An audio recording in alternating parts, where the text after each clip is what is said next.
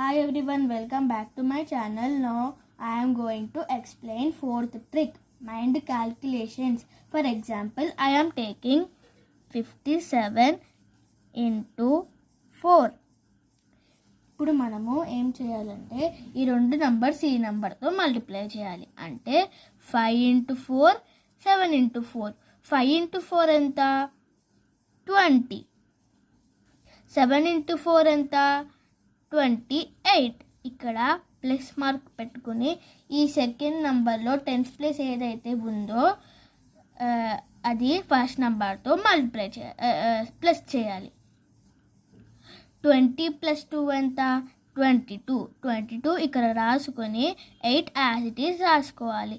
అంటే 57 into 4 ఎంత? 228. ఇంకొక నెంబర్ తీసుకుంటున్నాను, అదేంటంటే 64 into 5.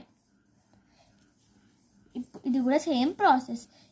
ఇప్పుడు మనము ఈ రెండు నెంబర్స్ ఈ నెంబర్తో మల్టిప్లై చేయాలి.